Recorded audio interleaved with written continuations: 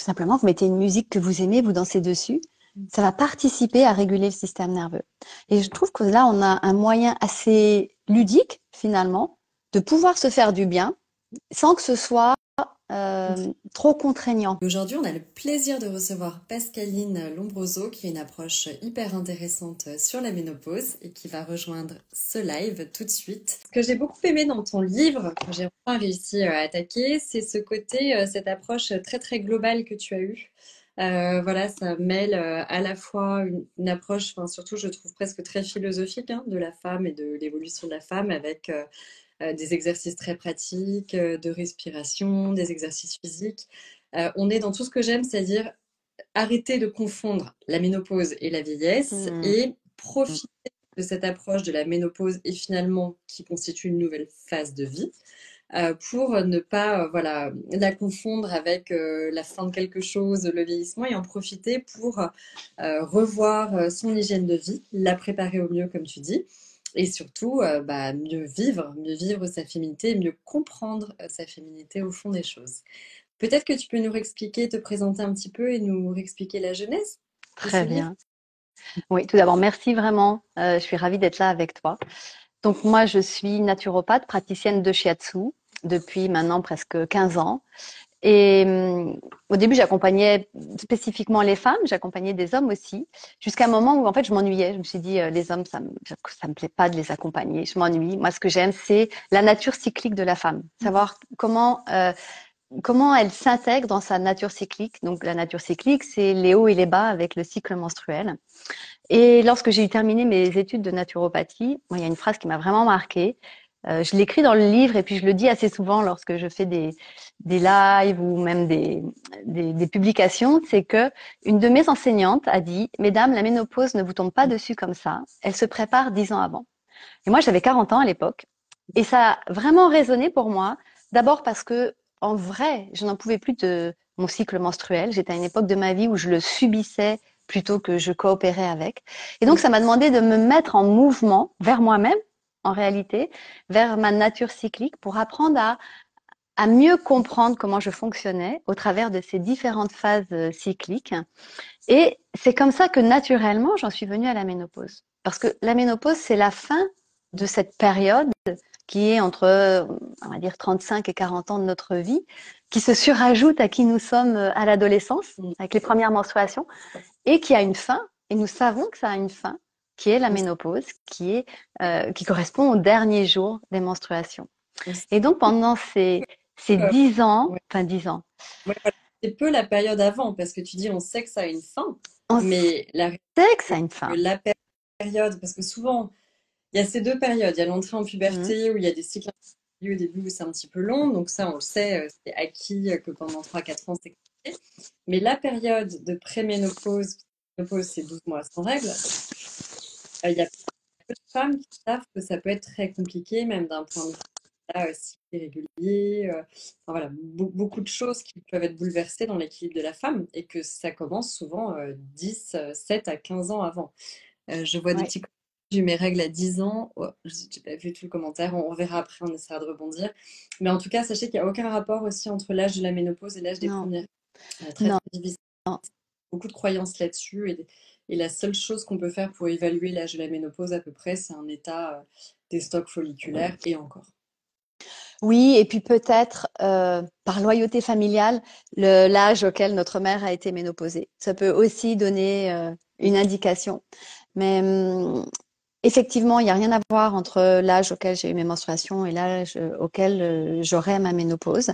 Mais en revanche, comme tu le dis, effectivement, on dit que la ménopause est passée à partir du moment où nous sommes pendant près d'un an sans menstruation.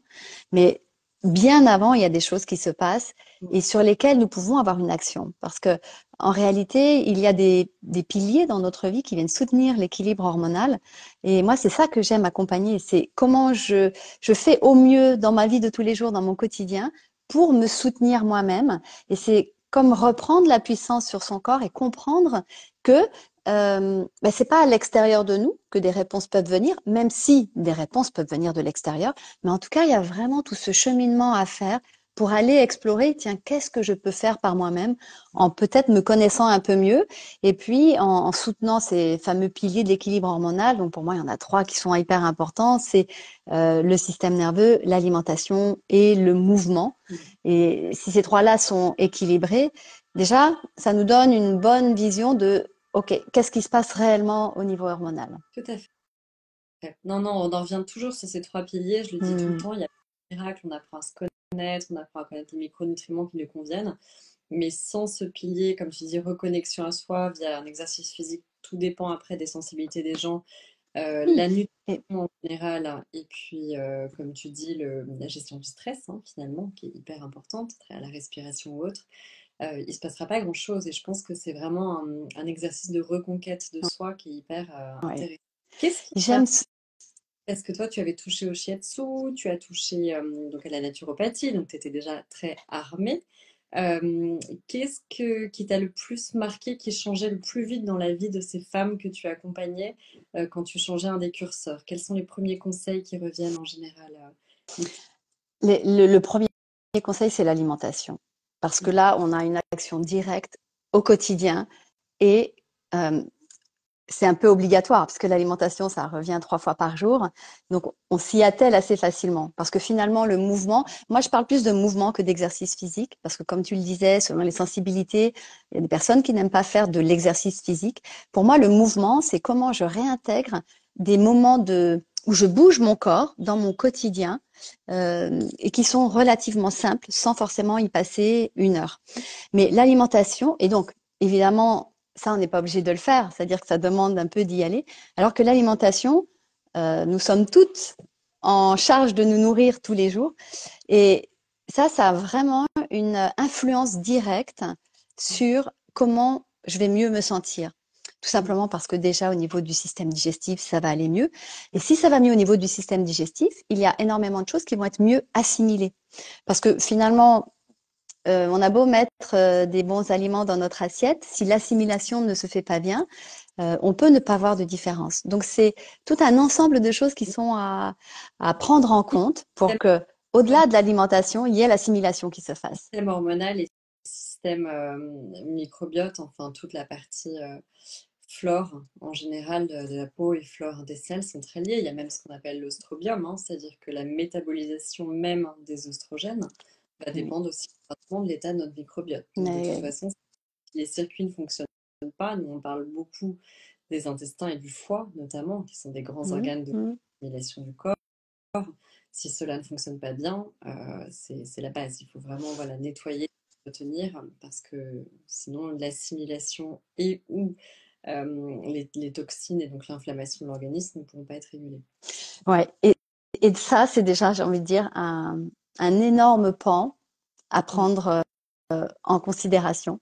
Et pour moi, le deuxième qui est hyper important, tu parlais de gestion du stress. Moi, je préfère parler de régulation du système nerveux parce que finalement, nous sommes dans une société où on est assez habitué à avoir beaucoup de stress et à pouvoir y faire face. Et c'est pas parce qu'on a l'impression d'y faire face ou qu'on se dit que nous y faisons face que le système nerveux va être régulé. Donc, la régulation du système nerveux, c'est quels sont tous ces moments que je mets en place, que je mets en face aussi de stress importants que je peux vivre et dont je me rends pas forcément compte. Mm. Et donc, ça passe par la respiration, tu l'as dit, mais ça passe aussi par le mouvement. En tout cas, la régulation du système nerveux, elle passe vraiment par le corps. Mm. Ça va pas être dans la tête, parce que si je suis dérégulée au niveau de mon système nerveux, je vais pas avoir envie de faire de méditation ou de faire du journaling, ou bien ce que je vais écrire, ce sera pas forcément très productif. On peut toujours essayer, mais passer par le mouvement, et c'est là où je relie finalement le système nerveux et le mouvement dans le quotidien, c'est que en faisant des mouvements comme de l'étirement, comme ce fameux shaking dont on peut, donc c'est le fait de se secouer, euh, tout simplement, vous mettez une musique que vous aimez, vous dansez dessus, ça va participer à réguler le système nerveux. Et je trouve que là, on a un moyen assez ludique, finalement, de pouvoir se faire du bien sans que ce soit trop contraignant, Et puis les automassages, ça c'est vrai qu'il y a beaucoup les de fausses automassages. que tu fais bien dans ton livre. Ce que j'aime bien, c'est cette approche voilà, vraiment très douce et bienveillante. Tu dis porter un autre regard sur la féminité. On a eu beaucoup d'injonctions notamment quand on a nos cycles et qu'on est en âge de procréer, on fait des enfants, on fait pas d'enfants, etc. Effectivement, je pense que c'est aussi le temps de préparer un peu une réconciliation parfois pour certaines femmes avec notre corps, se libérer un peu de certaines Hmm. injonctions. Et effectivement, il y a beaucoup de petites choses. On le voit, il y a des femmes qui se jettent à fond dans le sport aussi à partir de 40 ans, voyant qu'elles commencent à changer un peu de silhouette ou prendre du ventre. Attention, parce que l'excès de sport, nous on travaille là-dessus aussi, ça peut vraiment augmenter le stress oxydatif et créer une inflammation supplémentaire. Et même des petites techniques comme l'automassage, connaître ses points, se masser le visage, se masser les pieds, comme tu dis, rentrer en... En fait, c'est vraiment cette histoire de connexion. Pour moi, le mouvement, il est vraiment relié à se reconnecter à son corps. Ouais, Et comme tu dis, il y a vraiment d'études dessus qui montrent que de se reconnecter à son corps, c'est vraiment quelque chose qui apaise énormément le système parasympathique carrément. et qui équilibre. Donc, Ouais. Et d'ailleurs, les automassages, pour moi, c'est vraiment fondamental parce que effectivement, on peut être en prise avec beaucoup d'incohérences face à notre corps qui change, qui évolue, qui ne donne pas ce qu'on aimerait qu'il donne. Et vraiment, l'automassage, ça vient nous redonner une sorte de bienveillance en fait envers soi-même, une sorte d'amitié. C'est comment entrer en amitié avec soi. Et pour moi, il y a vraiment un automassage qui est hyper important. Je pense que je peux en parler bien là, sûr. on est entre femmes. C'est l'automassage de la poitrine. Et ça, pour moi, c'est quelque chose d'abord d'extraordinaire parce que pour celles qui portent encore des soutiens-gorge et de plus des soutiens-gorge à baleine, tout est très comprimé, y compris les chaînes de ganglions lymphatiques qui permettent l'évacuation des déchets. Donc là, tout se trouve très comprimé par les baleines. Il faut savoir que les baleines sont aussi des zones où les ondes électromagnétiques viennent se mettre et ça augmente la température de la poitrine. Les seins, c'est comme les testicules, c'est à l'extérieur, c'est pour prendre le frais. Et donc, le soir, de pouvoir se masser la poitrine, déjà, ça va relancer au niveau énergétique, ça fait énormément de bien. Et puis, ça permet de rendre les tissus plus doux, plus fluides. Il y aura moins d'enquistement. Ouais, Et ça ça, fait c'est un plaisir. automassage à faire le soir qui est magnifique. Et puis tu parlais périnée-sain, c'est vrai que, enfin, moi je relie au point de vue hormonal à chaque fois côté Carrément. mécanique. Il y a beaucoup de femmes autour de la ménopause ou même à d'autres moments qui ont cette espèce de douleur de congestion. Parce que finalement, les oestrogènes, Carrément, bien sûr. on dit trop peu, mais la ménopause, quand ça commence, la progestérone va chuter avant Ouais, les oestrogènes. Et ouais. souvent, ça va pouvoir exacerber des symptômes comme les seins un peu congestionnés, lourds et tendus, les jambes aussi, qui ont tendance à gonfler, le ventre. Et finalement, il y a beaucoup de choses qui relèvent du drainage, comme tu dis, de drainage lymphatique, de désengorger, de décongestionner ces zones. Ouais. Et c'est un petit peu la même chose qui se passe aussi au niveau intime, Mmh. c'est-à-dire l'importance aussi d'avoir un périnée souple, d'entretenir aussi l'élasticité à ce niveau-là. Des tissus qui sont massés, qui sont désengorgés, vont aussi entretenir leur lubrification, leur vascularisation. C'est extrêmement important de se reconnecter dans ces cas-là. Et alors, c'est très intéressant ce que tu dis parce que euh, on peut commencer par le massage des seins et à force de se masser les seins et de rentrer en contact finalement avec cette intimité, on va ressentir très nettement un lien entre les seins et l'utérus. C'est-à-dire, il y a une légère contraction parce que dès lors qu'on prend un peu soin de son corps, c'est-à-dire qu'on se reconnecte à son corps, on va se mettre à ressentir plus de choses. Pour moi, c'est ça qui est important parce que finalement, en arrivant à la ménopause, si nous sommes habitués à ressentir plus de choses dans notre corps, eh bien, nous allons comprendre aussi ce qui se passe un peu mieux. Donc, lorsqu'on se masse les seins, ça remet aussi en route au niveau du bassin, des ovaires, de l'utérus, une certaine circulation. Et puis, tu parlais du périnée. Donc ça, on le sait maintenant, hein, c'est vraiment un ensemble de muscles qui sont hyper importants puisqu'ils soutiennent toute notre base, hein, ils constituent notre base. Et moi, j'invite aussi d'aller se masser le périnée. Et pourquoi pas, si on a envie d'aller plus loin, d'aller se masser le vagin, le clitoris, enfin, toutes les parties du corps que peut-être nous avons délaissées ou nous n'avons pas été habitués à entrer en contact pour plein de raisons.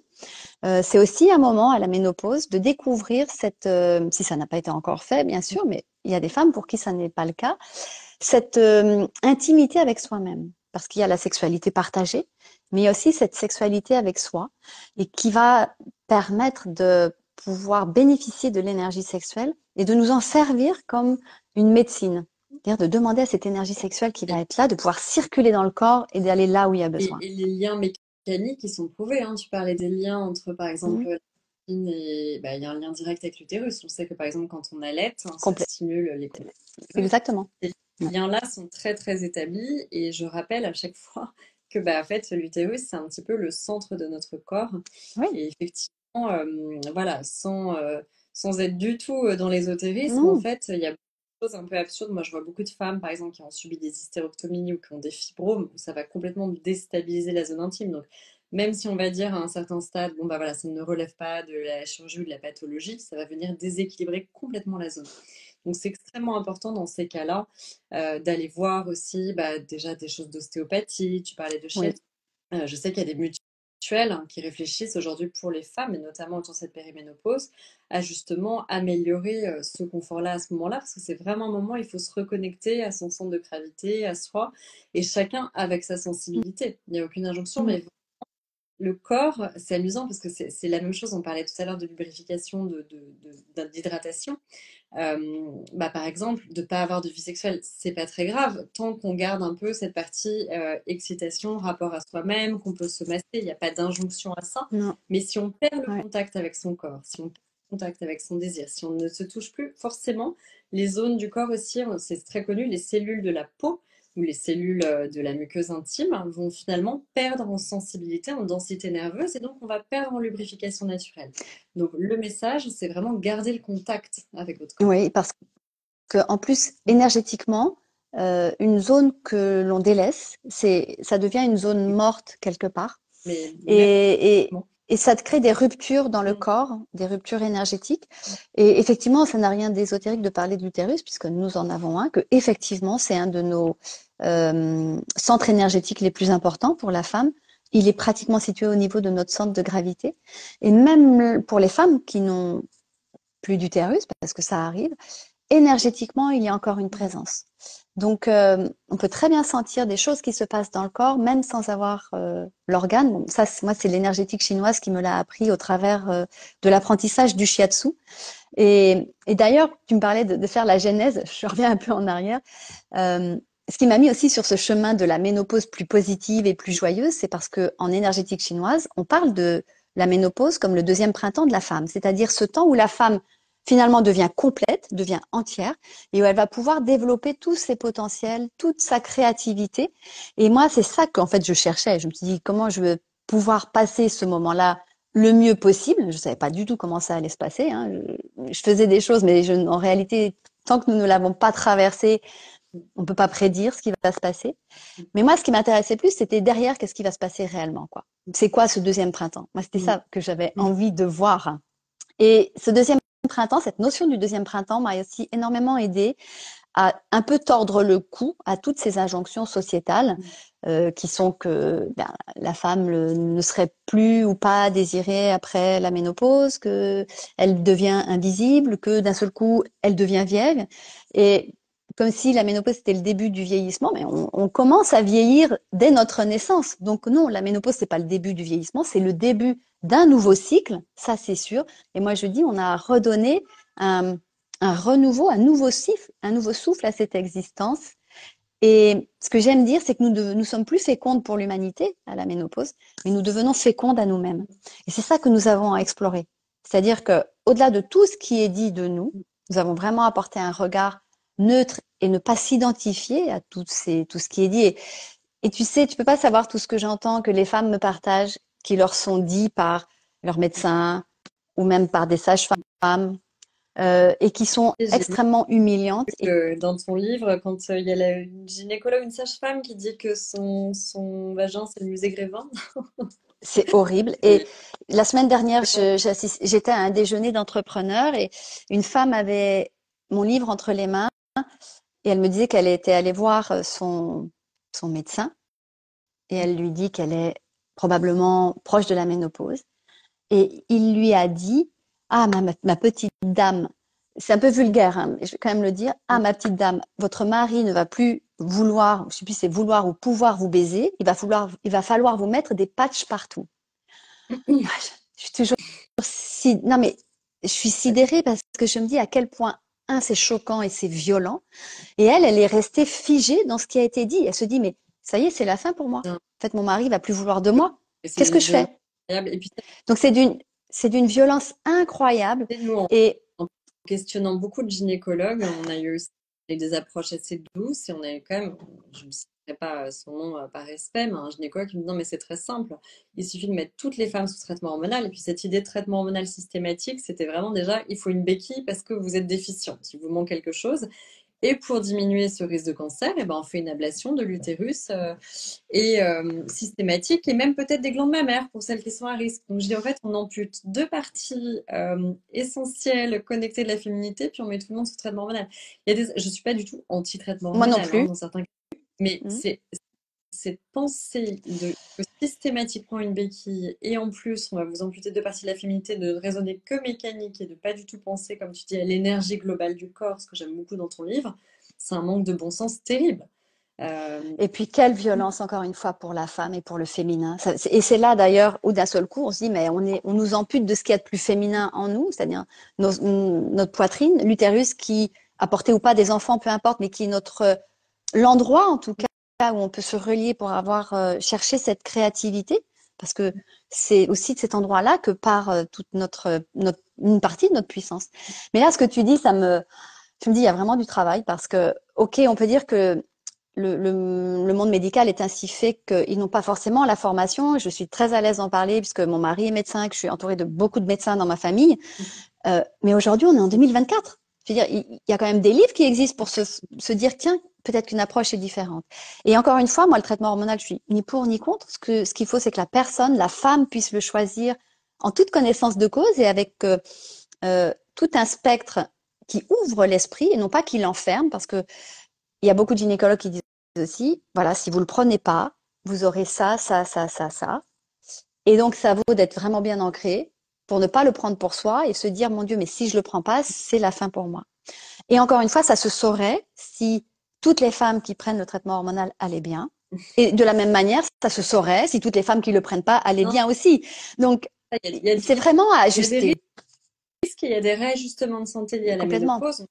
Il y a Mm. des risques osseux, mais ça, c'est des choses à regarder dès 40 ans. C'est pas complètement idiot de faire un bilan osseux, d'aller regarder un petit peu nos carences, nos vitamines. Je disais toujours cette fameuse prise de sang qu'on peut faire chaque année pour voir de quel élément on a tendance à avoir besoin. Ça sert à rien de prendre plein de vitamine C et plein de fer si on n'a pas besoin. Ça peut être même contre-productif du fer. Je suis totalement d'accord avec toi. Si on n'en a pas besoin, et encore une fois, je parle de l'assimilation, je reviens souvent au système digestif parce que on peut prendre toute la vitamine C du monde. Mm. Si notre microbiote n'est pas en forme, ou bien que nous avons des parasites ou des champignons, je ne sais quoi, ils vont se servir en premier. Bah oui. Donc, c'est dépenser de l'argent. Et donc, la prise de sang est importante. Moi, il y a un autre test que je recommande, qui est pas très onéreux, qui est un test de cheveux, et qui nous montre notre statut micronutritionnel au niveau de la cellule. Et là, il est très intéressant parce que c'est en amont de ce qu'il va y avoir dans la prise de sang, au niveau Oui, cellulaire, de voir ce qui se tout à passe fait. pour les 4 grands minéraux, qui sont le calcium, le magnésium, le sodium et le potassium. Ça s'appelle le Ah oui. HTMA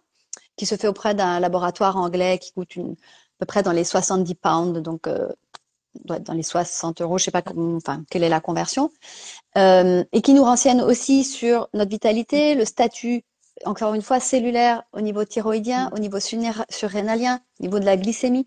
Donc, je trouve que ce test-là, qui est quand même finalement assez abordable en termes de prix, parce qu'il y a plein d'autres tests qui sont beaucoup plus onéreux, il nous renseigne sur énormément de choses. Et tu parlais notamment de l'ostéoporose, de voir comment le calcium entre dans la cellule. Parce que on peut prendre des produits laitiers, mais si la cellule ne fait pas rentrer ou qu'il n'y a pas les cofacteurs pour faire rentrer le calcium dans la cellule, il ne se passera rien.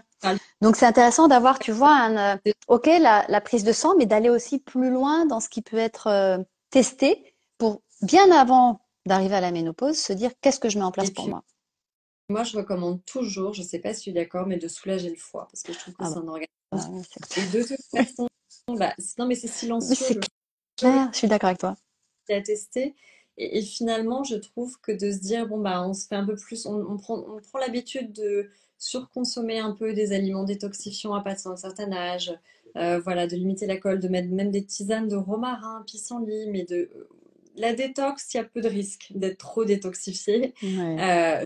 Pas de cure forte hein, de produits détoxifiants, il faut pas. Oui, Euh, c'est ça. Parce que ça dépend de la vitalité de la personne. Il y a certaines personnes, tu vois. Donc, quand tu parles de détox, moi, j'aime bien parler plutôt de shots de plantes amères pour le foie.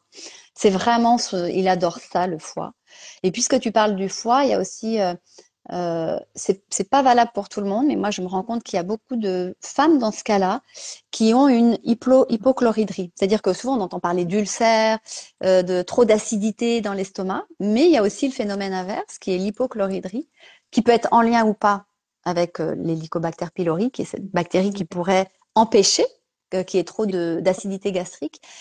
Et souvent, un des premiers éléments qui empêche l'assimilation, c'est l'hypochloridrie, c'est le manque d'acidité gastrique au niveau de l'estomac.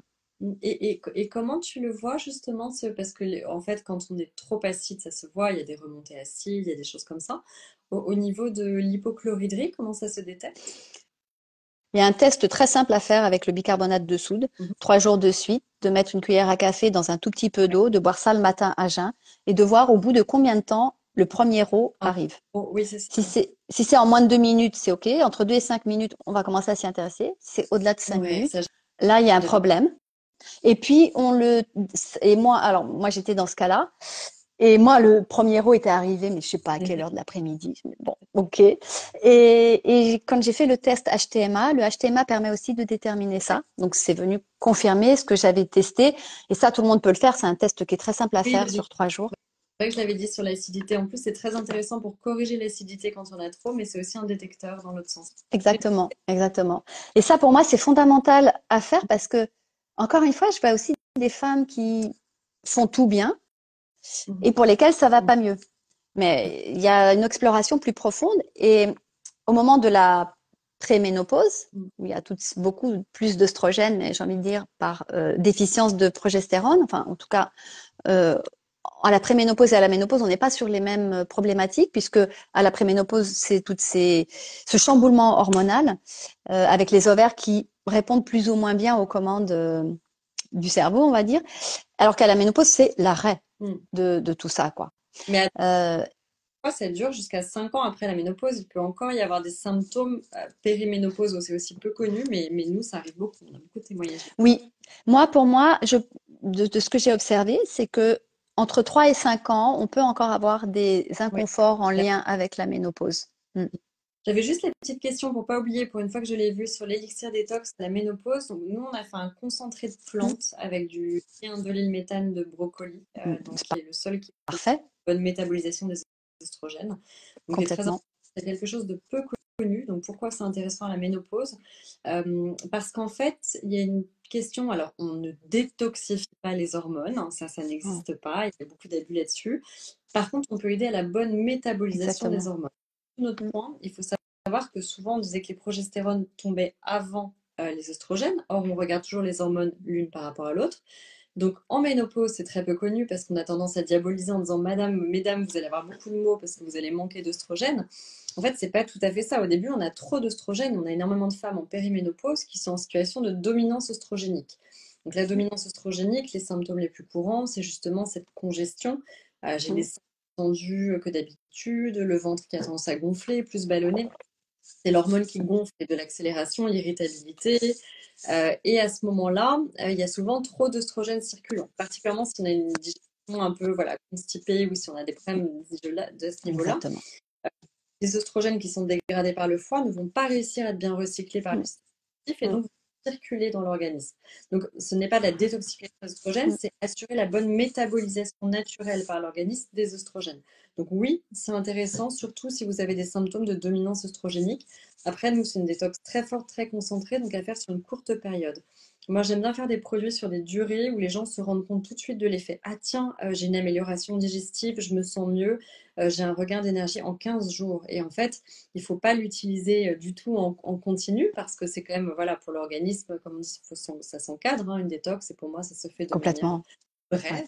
Mais Ouais. en revanche, ce qui est intéressant, c'est de voir les effets. Tiens, est-ce que j'ai des boutons qui sont ressortis? Est-ce que j'ai une meilleure digestion? Est-ce que j'ai Mm. récupéré de l'énergie? Est-ce que mon teint est plus clair?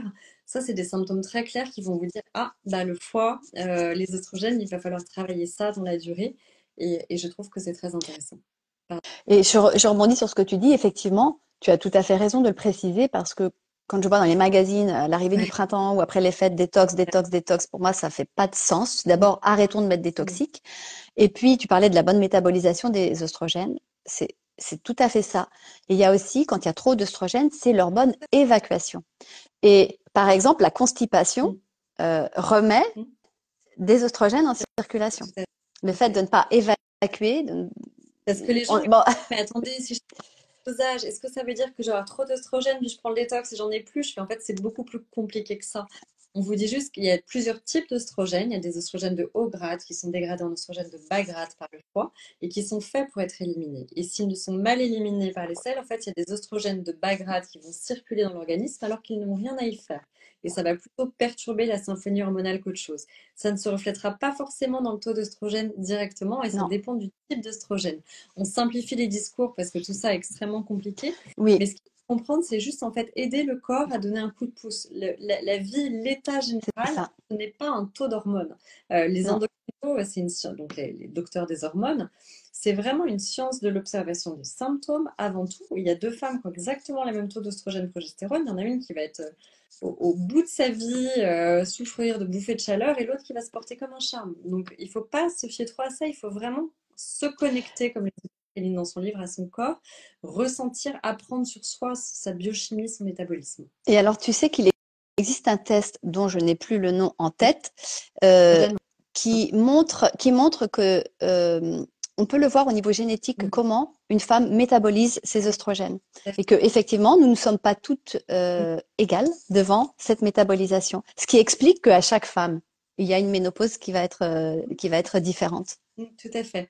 Et c'est très intéressant parce que c'est des tests aussi qui peuvent expliquer aussi des niveaux de risque. On a beaucoup parlé avec Céline Ovette, qui est très spécialisée dans les oestrogènes, parce que vraiment, selon notre Ouais, métabolisme des oestrogènes, on peut voir les choses très différemment.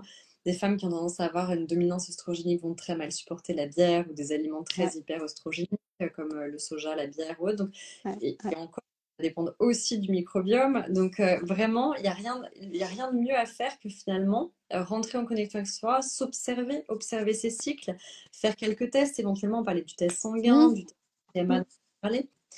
Qu'est-ce que tu penses du test autour des métaux lourds? Moi, je suis plus partagée là-dessus. On en entend pas mal parler. Euh, Bah, alors, je sais pas celui auquel tu penses, mais par exemple le HTMA, mhm, qui est donc donc le test sur les cheveux, il nous montre aussi notre quantité de métaux lourds. Euh, de toute façon, on en a tous, hein, je crois que nous sommes oui, toutes exposées à ça. euh, Maintenant, ça demande d'être, par exemple, si on a envie d'entreprendre comment dire, une évacuation de ces métaux lourds, ça demande déjà d'avoir bien être nickel à tous les endroits du système digestif dont je t'ai parlé et au niveau de tous nos systèmes d'évacuation, parce que ça, c'est quelque chose qui peut être extrêmement épuisant. Donc, moi, je dis que ça arrive dans un mm. deuxième temps. Ça peut être intéressant, mais dans un deuxième Dans temps. tous les cas, on parle Il faut pas faire n'importe quoi. tout à fait. Mais parce que il faudrait pas que ça rentre en circulation, si on commence à les mobiliser. Mm, Euh, mm, Ça, c'est vraiment quelque chose de plus délicat à manier. complètement. Ouais. Et puis, je pense que, tu vois, nous sommes, en tant qu'être humain, on a eu à nous adapter beaucoup à notre environnement. Notre environnement a évolué beaucoup plus vite que notre capacité à nous adapter. Euh, et c'est pour ça que je pense qu'il y a beaucoup de personnes qui sont fatiguées, fatigables, avec des systèmes digestifs quand même Deux phénomènes, pas. trois phénomènes, j'ai envie de dire, qui sont clairement identifiés, qui pour moi sont majeurs. Il y a évidemment l'alimentation Ouais, déjà qui contient on ne sait pas très bien le chiffrer, mais on sait qu'une pomme aujourd'hui est moins nutritive. En général, un carrément. spectre Ah oui, de nutriments moins large qu'une pomme il y a 100 ans. Voilà, il y a l'épuisement des sols, il y a les pesticides, enfin, il y a beaucoup de choses. On est soumis à beaucoup plus de pollution en général, on le sait, niveau mm. perturbateurs endocriniens, xénostrogènes, etc. Et puis il y a aussi, au-delà du stress aussi, il y a aussi cette partie microbiote qui a beaucoup souffert. On a vu une perte de qualité du microbiote aussi sur plusieurs années. Et il y a un manque terrible de consommation de fibres. Ça veut dire qu'aujourd'hui, dans les dernières études qui sont parues sur l'alimentation, on consommerait même pas la moitié des fibres journalières, et c'est aussi lié à cette alimentation plus transformée. C'est assez simple de rajouter des fibres au menu, et c'est vraiment crucial. Les fibres, je rappelle, c'est des prébiotiques, donc ça sert à nourrir les bonnes Mm. bactéries. Très important d'en rajouter. Et puis ça permet un bon transit aussi, à condition de boire suffisamment d'eau. Et tu sais, tu parlais de la pomme. moi j'ai été, je ne sais pas si tu l'as remarqué, mais les fruits aujourd'hui, ils sont surdimensionnés. C'est-à-dire que même en bio, il faut savoir que beaucoup de fruits que nous mangeons aujourd'hui sont issus d'une transformation. C'est-à-dire que c'est plus le fruit, enfin en tout cas moi j'ai grandi à la campagne, la pomme, j'ai jamais vu des pommes qui faisaient, moi j'exagère, mais Oui, qui étaient énormes. Elles sont dans les arbres, elles sont petites, on en mange trois en quatre bouchées, elle est terminée. Et là, quand je vais au marché, même quand c'est le marché bio, je dis, mais vous n'avez pas des fruits plus petits? Parce que, en fait, donc ils sont plus gorgés aussi de sucre. Donc non seulement ils sont appauvris, comme tu le dis, parce que les sols sont appauvris, qu'il y a plus de pesticides, et puis on tire trop sur la terre de toute façon, ça c'est une certitude.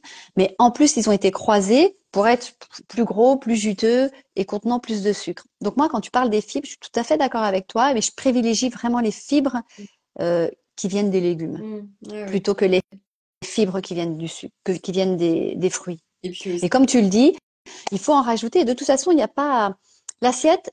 Quand on arrive à la ménopause, elle doit être constituée de fibres, de bons gras et de protéines. voilà, les bons gras, Les Mais oui, et les femmes, de manière générale, manquent de protéines.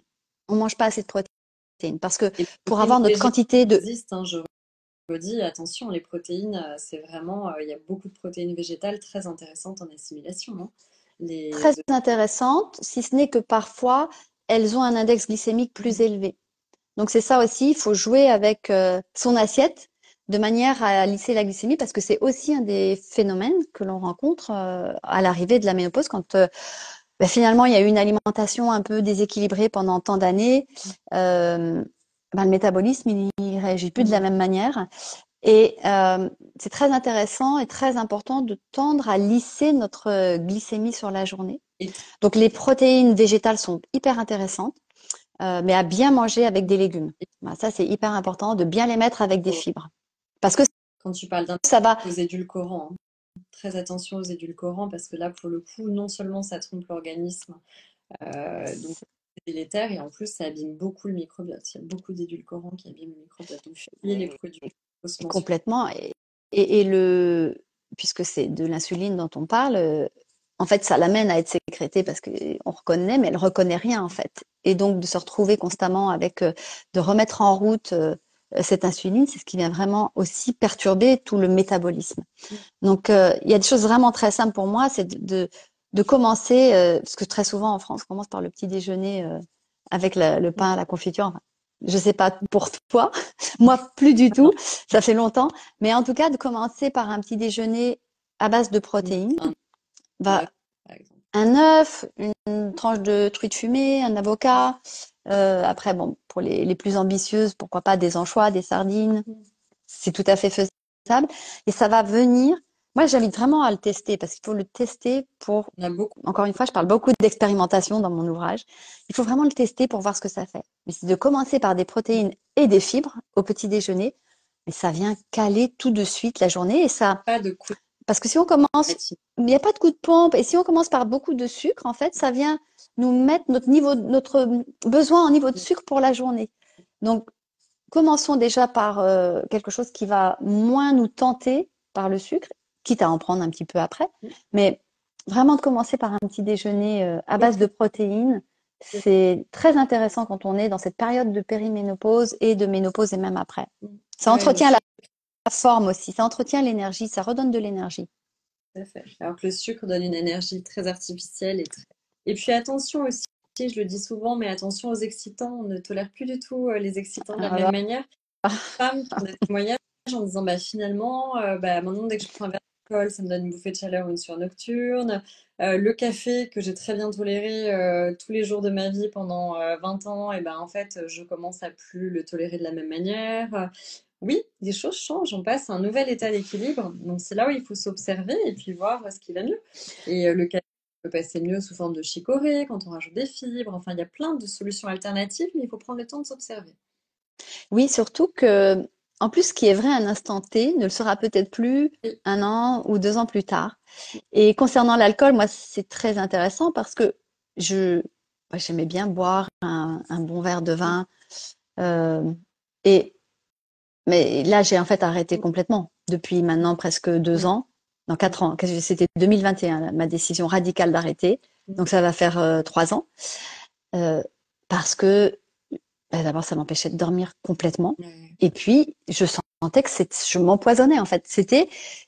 J'aimerais bien, en fait, pouvoir boire un verre de temps en temps et que ça passe bien. Mais en fait, je sentais que ça m'empoisonnait.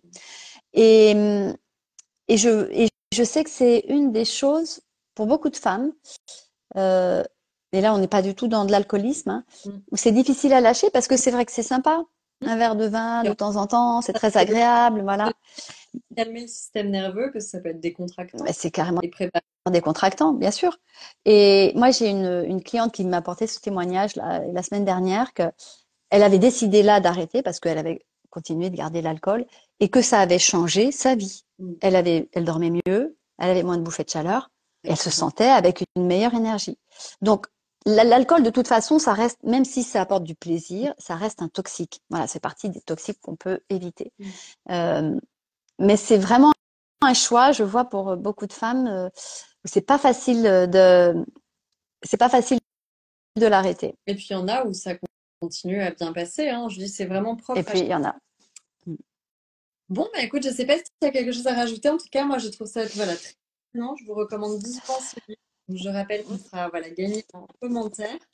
J'aime beaucoup parce qu'on sent que tu t'es inspiré. Tu parlais de médecine chinoise tout à l'heure avec le shiatsu, mais tu as aussi fait un petit stage en Inde.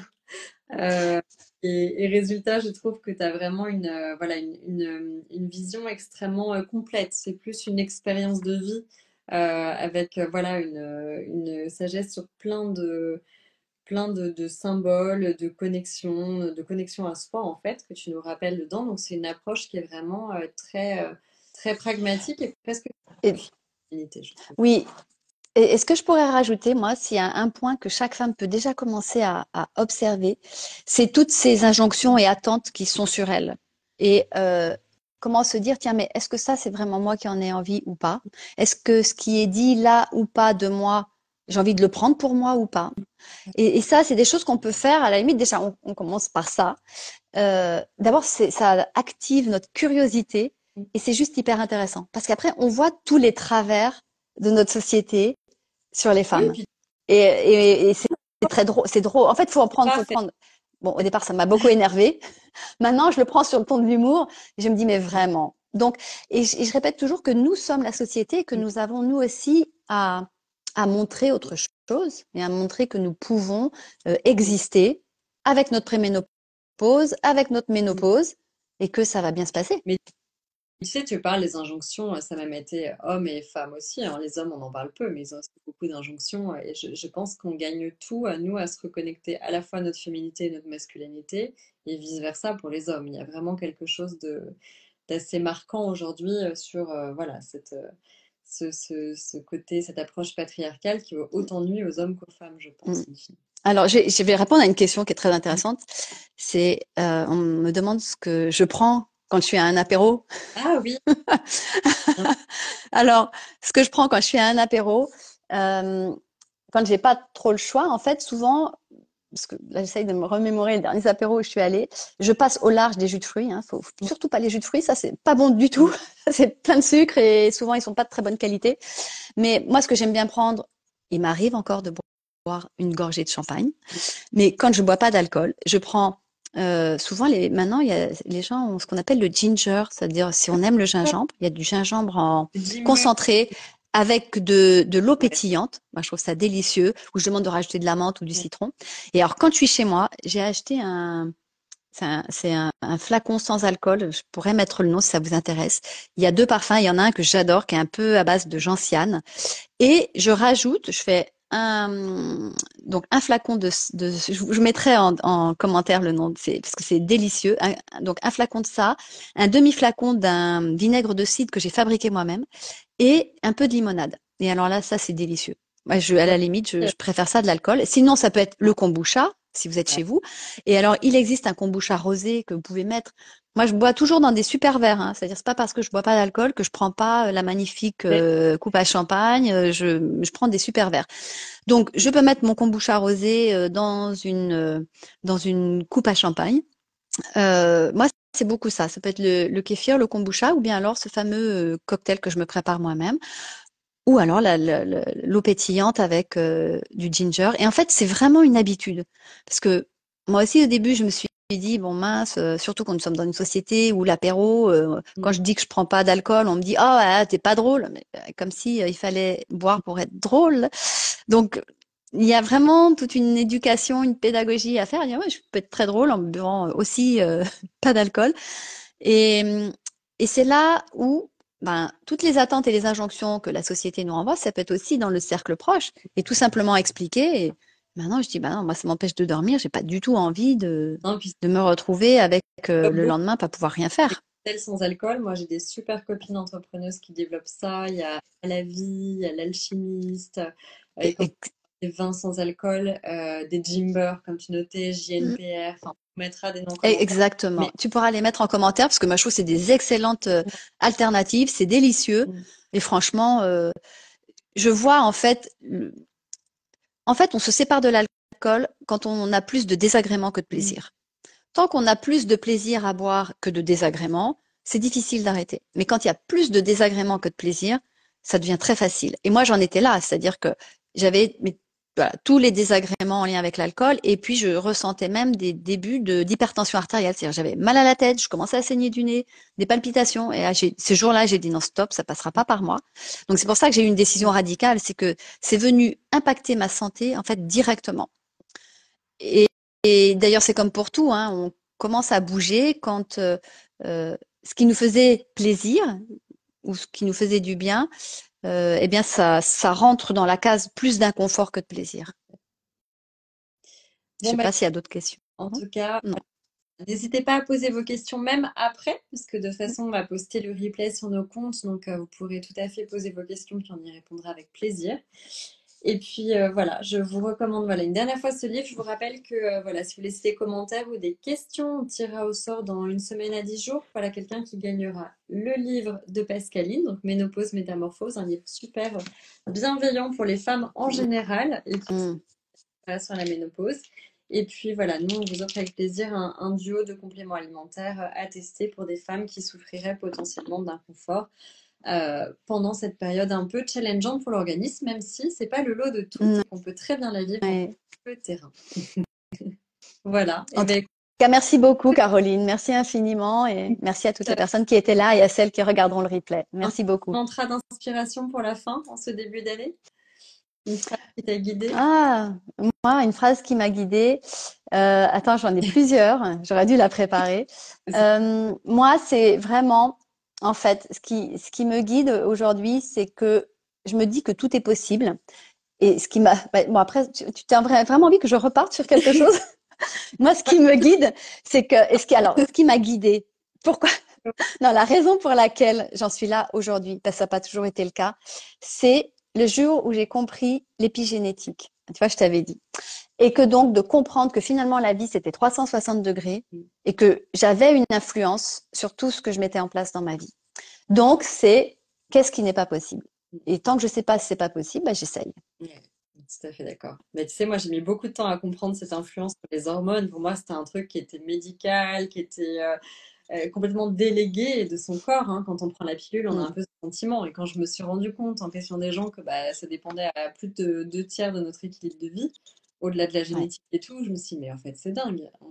Mm. On prend des sujets pour des choses extérieures à nous, médicales, alors qu'en fait, on a une action, une puissance dessus à redécouvrir qui est fantastique. Et ça, voilà, ça pour moi c'est hyper important parce que scientifiquement c'est Ouais. prouvé que on a une action sur nous, sur notre corps et sur tout ce qu'on peut mettre en place. Et mon livre il est vraiment le reflet de ça, c'est-à-dire que je ne propose que des choses qui peuvent être mises en place là tout de suite, maintenant, dès que vous l'avez entre les mains. Bon, bah, mesdames, vous savez ce qu'il vous reste à faire. Reprenez le pouvoir sur votre corps et votre vie. On est bien d'accord là-dessus. Merci beaucoup Caroline, merci à toutes. À À bientôt. bientôt, merci.